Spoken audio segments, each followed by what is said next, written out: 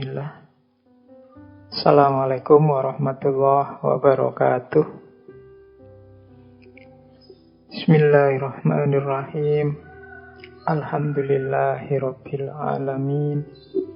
Wa bihi nasta'inu ala umurid dunya waddin.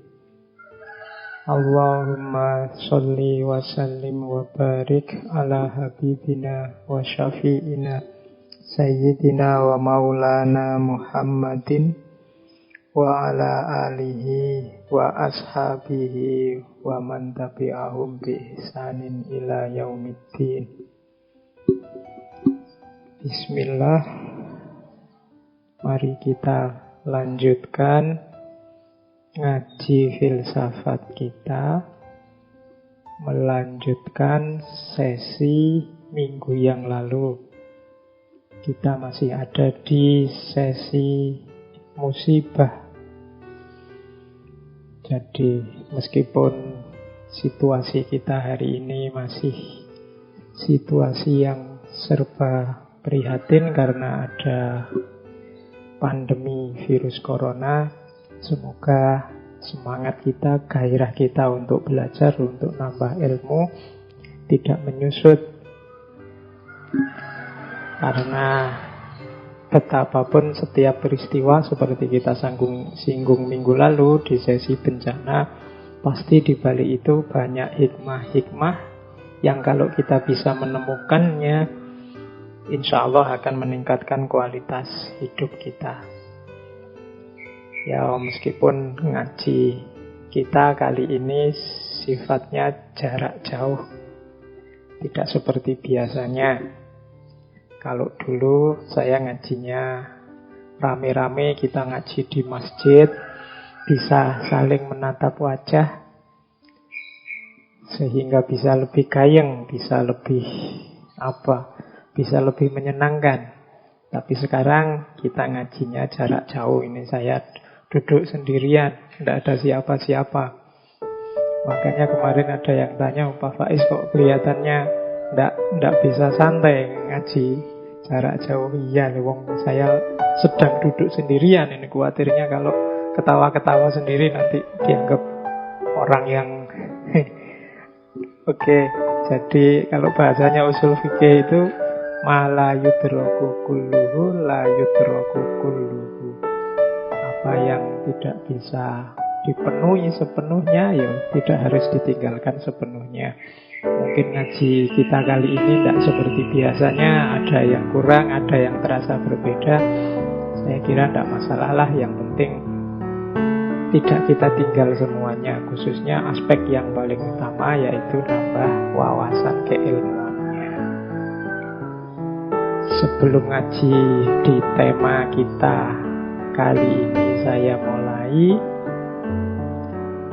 ingin menegaskan, ini di beberapa sesi dulu sering saya sampaikan. Saya lupa minggu kemarin sudah saya sampaikan apa belum. Jadi memahami peristiwa-peristiwa yang kita alami dalam hidup ini, jangan lupa kita punya framework kodok dan kodar. Kodok dan kodar itu sering saya terjemahkan sebagai sunnatullah dan qudratullah. Kodok itu kan ketetapan Allah sejak zaman azali untuk alam semesta. Sementara yang qadar ini ketetapan Allah sesuai keinginannya. Jadi peristiwa apapun yang kita hadapi itu jangan lupa ada unsur kodok, ada unsur qadar. Di aspek kodok ini aspek sunnatullah. Kalau teman-teman yang di kampus mungkin menyebutnya hukum alam. Ada mode-mode, ada pola-pola di alam semesta ini yang dipelajari oleh para ilmuwan. Kalau kita di zaman corona ini keluar-keluar tidak pakai masker, ya kemungkinan kita bisa tertular virus corona. Itu sunnatullah. Kalau kita tidak pernah kena sinar matahari, ya kemungkinan nanti kita terganggu kesehatan kita. Itu sunnatullah. Ini harus kita pedomani juga. Jadi tidak boleh kita tabrak ini juga ketetapan Allah. Tapi ada juga aspek kudratullah. Kudratullah itu ketika Allah dengan kodratnya, dengan kekuasaannya mengintervensi kehidupan kita. Mungkin kita ini tidak terlalu pinter, tapi karena kita rajin belajar, terus Allah mengintervensi. Harusnya kita nilainya jelek, tapi nilainya terus jadi bagus. Itu intervensi dari Allah. Meskipun secara kalkulasi rasional itu kita harusnya nilainya ya tetap jelek. Wong kita belajar serius juga tidak paham-paham. Tapi Allah masuk intervensi, itu namanya kudratullah. Dulu sering saya ilustrasikan dengan guyonan bagaimana ketika orang loncat dari lantai 30 hotel misalnya. Itu secara sunatullah dia pasti tewas. Dan kita pedoman yang sunatullah ini, makanya jangan jarak, jangan nekat loncat dari hotel lantai 30. Tapi mungkin ada momen yang kita kepepet, mungkin tidak sengaja atau mungkin karena apalah, terus kita tiba-tiba kepleset jatuh dari lantai 30. Itu satu-satunya harapan kita kan tinggal kudratullah. Ketika Allah intervensi menyelamatkan kita. Mungkin ada kita kecantol di lantai 29, apa di bawah ternyata ada trailer yang bawa kasur tinggi sekali sehingga kita selamat dan macam-macam. Itu kudratullah. Namun dalam hidup ini kita wajib memedomani juga sunnatullah, termasuk menghadapi pandemi ini. Jangan tiba-tiba sudahlah ini takdirnya Allah, dipasrahkan saja pada Allah. Saya keluar juga bebas-bebas saja, kalau waktunya sakit ya sakit. Rumusnya tidak begitu. Pandangan itu tidak salah, tapi pandangan itu ada di kubu kudratullah. Ketika Allah yang mengintervensi, kita hidup harus juga mengimani qada, mengimani sunnatullah. Jadi tidak boleh sembrono. Kuliah belajar, ya kan? Ingin dapat penghasilan, ya bekerja. Ini sunnatullah. Bahwa nanti pekerjaanku ini hanya seperti ini apa ya cukup. Yang penting kita kerja serius, nanti sambil berdoa sehingga Allah ridho, kemudian rezeki kita mencukupi. Jadi rumusnya kita menghadapi semua peristiwa ini ya di sunnatullah dan juga kudratullah. Dua-duanya harus imbang. Sunnatullah saja mungkin membuat kita putus asa. Seperti kita sekarang kan kebingungan luar biasa ini mengatasi pandemi virus corona. Maka jangan lupa ada kudratullah. Kita masih bisa berdoa, kita masih bisa berharap pada kemurahan Allah. Jadi sebaliknya, kalau kita kudratullah saja, ini membuat kita sembrono, membuat kita tidak hati-hati, membuat kita tidak serius hidup. Semuanya dipasrahkan pada Allah. Jadi bukan salah, tapi tidak pas dosisnya. Kita butuh dosis yang mengandung kodok, juga mengandung qadar. Kita harus memedomani sunnatullah, meskipun jangan lupa ada kudratullah. Jangan putus asa. Oke, langsung saja ya. Ini pengantar sebenarnya. Teori tadi sering saya sampaikan, cuma siapa tahu lupa.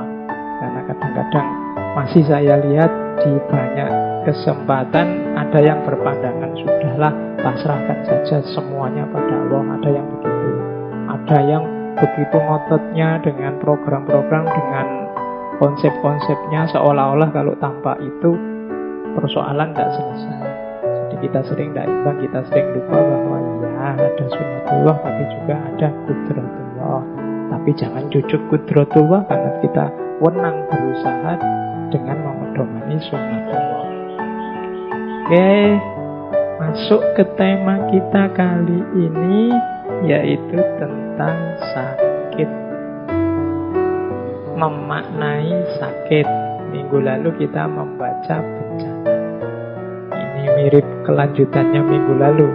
Minggu lalu kita dapat bencana, sekarang kita ngomong korbannya. Ini korbannya orang-orang yang sakit kena bencana. Bismillah ya, kita mulai. Apa itu sakit? Kemudian seperti minggu lalu lah kita jelajahi perspektif-perspektif tentang sakit. Kemudian hikmah-hikmahnya sakit, termasuk sedikit nanti masuk ke ranah agama. Jadi kita awali sekarang dari apa sih sakit itu. Saya mengambil konsep dari bahasa Inggris ya. Karena kalau di bahasa Indonesia kelihatannya variasinya kurang detail. Dalam bahasa Inggris, sakit itu kadang disebut disease, kadang disebut illness, kadang disebut sickness. Ini 3 istilah. Maksudnya beda. Dalam bahasa Inggris ini kadang-kadang kita 3-3-nya kalau di bahasa Indonesia kan ya terjemahannya sakit. Tapi dari yang dimaksud istilah itu sebenarnya berbeda. Kalau disease ini hubungannya dengan tubuh itu sendiri yang sakit. Itu namanya disease. Kepala yang pusing itu disease. Gigi yang patah itu disease. Rambut yang rontok itu disease. Ini dokter itu biasanya pertama-tama yang dilihat ini, yang dicari ini akar penyakit itu di disease. Apa yang terjadi dengan organ tubuh kita. Ini yang perlu disembuhkan. Namanya disease. Beda sama illness. Illness ini juga sakit. Tapi yang dilihat bukan apa yang terjadi dengan tubuh kita, tapi yang dilihat apa yang kita rasakan.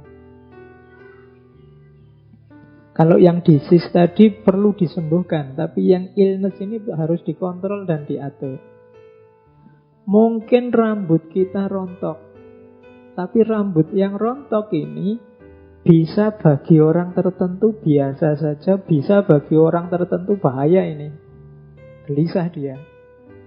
Nah itu illness. Jadi rambut yang rontok bagi saya itu biasa, rambut itu nggak rontok ya. Tapi kalau pas ada orang lain rambutnya rontok, kan ada yang panik luar biasa. Itu illness. Ada yang orang tertentu pusing sedikit itu biasalah. Tapi bagi orang yang lain pusing sedikit aja sudah panik. Itu illness. Bahkan ada orang yang tidak sakit tapi merasa sakit. Itu illness. Tubuhnya itu biasa-biasa. Tidak ada yang salah, tapi dia merasa sakit. Kalau dalam psikologi kan disebut psikosomatis itu. Jadi illness ini ada bedanya. Ada bedanya antara disease sama illness. Illness ini rasa individu tentang sakit yang dialaminya. Ada yang ketiga yaitu sickness. Kalau sickness ini kesepakatan sosial. Jadi konsep-konsep dalam kehidupan kita, dalam budaya masyarakat kita, apa yang disebut sakit, apa yang disebut tidak sakit. Nah, ini namanya sickness. Jadi kalau yang disease itu organ tubuhnya yang memang secara faktual dia sakit, misalnya kukunya copot, kulitnya mengelupas, itu disease. Kalau illness itu yang dirasakan. Kalau sickness ini yang kesepakatan sosial budaya terhadap kondisi sakit. Kan ada masyarakat itu mungkin dulu zaman pengetahuan belum berkembang, mengalami apa, kata masyarakatnya, sudahlah, itu bukan sakit kok, itu diganggu jin. Ini konsep sosial budaya. Di kesepakatan. Kalau teman-teman mengikuti dulu waktu kita belajar sesinya Michel Foucault, dia bahkan punya teori ya waras tidak waras. Di tengah masyarakat itu juga kesepakatan. Mana yang disepakati sebagai waras, mana yang disepakati sebagai tidak waras. Normal dan tidak normal itu juga kesepakatan. Jadi sakit itu ternyata ada 3 kategori. Itu disease, apa illness, apa sickness. Mungkin disease-nya tidak kelihatan, illness-nya juga kita merasa biasa saja, tapi masyarakat menyebut itu sakit. Itu namanya sickness. Jadi 3 ini nanti beda di tengah masyarakat. Sickness itu misalnya apa ya? Masyarakat menyepakati perilaku tertentu sebagai sakit. Padahal kita sendiri nyaman-nyaman saja, enak-enak saja. Nah itu bedanya illness sama sickness. Mungkin juga disease-nya tidak kelihatan. Yang rusak apa tuh tidak tahu. Nah itu berarti ada beda antara disease, illness sama sickness. Terus dokter dengan ilmunya itu kadang-kadang juga levelnya bisa dia melihat disease atau melihat illness atau melihat sickness. Melihat disease itu konsentrasi secara kuantitatif, melihat apa organ tubuh kita atau mekanisme fungsi tubuh kita yang dianggap nyeleweng sesuai teori yang mereka pahami. Atau illness ini melacak apa yang kita rasakan. Atau sickness, jadi disimpulkan sesuai konsep-konsep yang berkembang di masyarakat, bahwa oh ini sakit, ini tidak sakit, ini normal, ini tidak normal. Dari perspektif teorinya, nanti orang yang hanya melihat disease, pokoknya sakit itu ya dilihat dari gejala yang ada di tubuh. Penyelewengan apa yang ada di fisik kita. Kalau cara berpikir seperti ini namanya naturalisme. Ada yang kedua instrumentalisme. Instrumentalisme ini hanya melihat illness-nya, melihat rasa sakit yang dirasakan seseorang. Karena kadang-kadang seperti saya jelaskan tadi, ada orang ini harusnya sakit tapi tidak dianggap sakit, tidak dirasakan. Nah, itu yang semacam ini, yang melihat aspek ini namanya instrumentalisme. Ya contoh mudahnya, kalau teman-teman ada yang punya pacar ya, kadang-kadang kalau guyon sama pacar itu kan dipukul lah, dicubit lah, dijambak lah.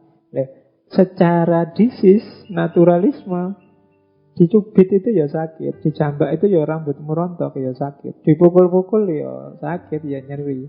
Tapi tidak kita rasakan. Kita kelola, kita sikapi sakit itu harusnya sebagai sakit, tapi kan terus kita kelola sebagai menyenangkan. Jadi ada ternyata yang secara disease harusnya sakit, secara illness tidak.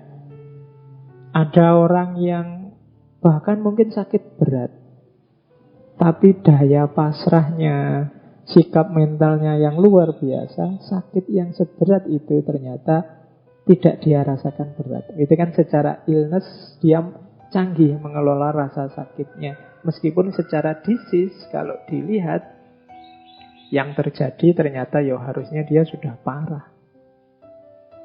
Nah, itu bedanya naturalisme sama instrumentalisme.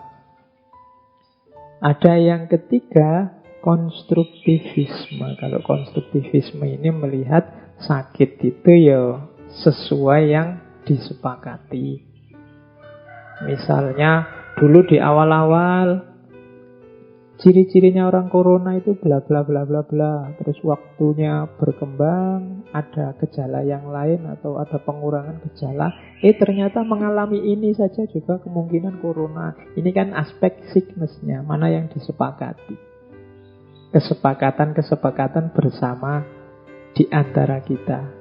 Ini yang kita sebut sakit, ini yang kita sebut sehat. Di teori konstruktivisme ini ada pandangan bahwa sebenarnya situasi sakit dan sehat itu disepakati bergantung pada perilaku dan situasi masyarakat. Masyarakat kita tidak suka rasa nyeri, maka nyeri disebut sakit. Mungkin masyarakat tidak suka melihat orang gemuk, tidak suka lihat orang mabuk, maka kegemukan atau orang yang suka minum disebut penyakit. Padahal mungkin di negara yang lain orang minum itu dianggap biasa agar asal tidak berlebihan. Nah, jadi itu namanya konstruktivisme. Sakit tidak sakit sesuai kesepakatan masyarakat. Kalau instrumentalisme, sakit tidak sakit, yang dilihat apa yang kita rasakan. Kalau naturalisme, sakit tidak sakit, melihat aspek organ tubuh kita mana yang malfungsi, mana yang tidak berjalan semestinya. Ternyata sakit juga ada macam-macam pandangan. Kita lanjutkan. Insya Allah teman-teman yang saat ini mendengarkan ngaji, kalau saya boleh menebak, pasti semuanya pernah mengalami rasa sakit, pernah mengalami sakit. Bahkan Kanjeng Nabi pun juga pernah mengalami sakit. Tidak masalah, sakit itu manusiawi, bukan aib. Sakit itu jadi aib ketika ada kesepakatan masyarakat yang keliru. Mungkin di level konstruktivisme tadi. Jadi sakit itu nanti kita baca sampai belakang ya. Sejauh mana bahwa sakit itu kita selama ini menganggapnya musibah. Tapi siapa tahu itu anugerah. Nanti di belakang ada konsep itu. Saya lanjutkan dulu ya untuk melihat sakit ini. Kita jelajahi dulu karena insya Allah semuanya pernah sakit. Sekarang kita baca fenomena sakit dalam diri kita. Yang pertama ada aspek internalnya rasa sakit. Ini yang mempengaruhi sakit, tapi ada dalam diri kita. Sakit itu ternyata bahaya tidak bahaya, gawat atau tidak gawat, aspek variabel yang menentukan banyak. Tidak cuma dari jenis penyakitnya, macam-macam ternyata. Kita lihat variabel internalnya rasa sakit.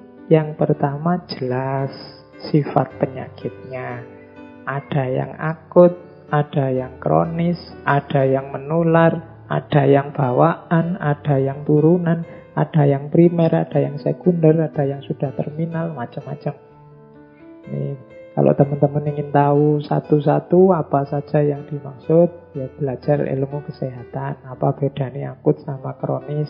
Cirinya apa sih penyakit bawaan itu? Menular atau tidak? Ini turunan apa dapat dari pengalaman sehari-hari?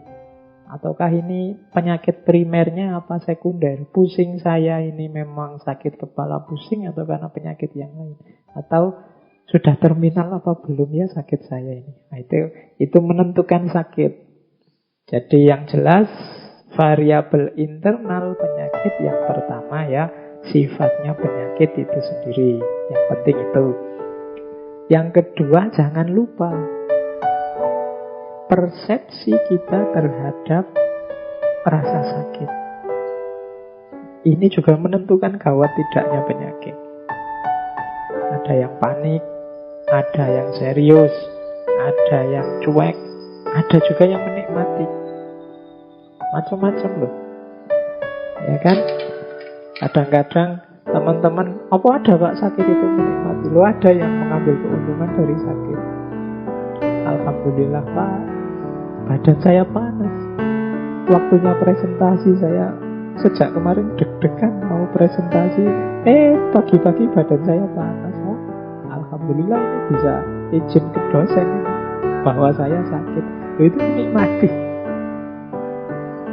Ada juga orang yang sakit cuek, tidak dirasakan. Ini bahaya. Ada yang panik. Padahal cuma perutnya mules sedikit, paniknya luar biasa. Ada yang seperti itu. Hari ini banyak orang yang karena akrab dengan gadgetnya, dengan laptopnya, dengan internetnya. Kita kan selama ini mengandalkan Google mencari informasi macam-macam. Kadang-kadang Google ini juga nambah panik kita. Misalnya, kok saya sakit kepala, rasanya kok di bagian belakang kepala. Kan terus teman-teman, nanti ke dokter mahal, saya cari dulu aja gejalanya lewat Google. Terus kita buka Google, kita cari penyakit apa sih yang cirinya sakit kepala di bagian belakang. Wah, kita lihat terus Google isinya horor semua. Itu bisa stroke, bisa kanker otak, bisa kita tambah panik. Padahal itu mungkin ya sakit kepala biasa, mungkin kepala kita kurang oksigen atau apa. Tapi gara-gara Google ini terus kita jadi panik, kita mendokteri diri kita sendiri sehingga kita panik. Nah, ini juga penting ternyata persepsi kita terhadap gejala. Jadi sifat penyakit ya penting. Kita ini janjane ngalami penyakit apa toh. Kemudian yang kedua, persepsi kita. Nah, terus kalau sudah tahu ngalami itu, tanggapanmu apa? Dan yang ketiga, ya persepsi nanti ditentukan oleh karakter kita sendiri. Ada orang yang memang mudah panik, ada orang yang santai, ada orang yang serius, ada orang yang mungkin tidak terlalu peduli dengan apa yang dia rasakan. Itu karakter. Ini nanti menentukan persepsi. Jadi sakit yang kita rasakan selain nanti ditentukan oleh penyakit ini sendiri, juga ditentukan oleh persepsi kita. Kemarin mungkin teman-teman sempat dengar atau sempat baca berseliweran cerita saat pandemi corona ini terjadi, terus banyak orang dalam tanda petik seolah-olah panik.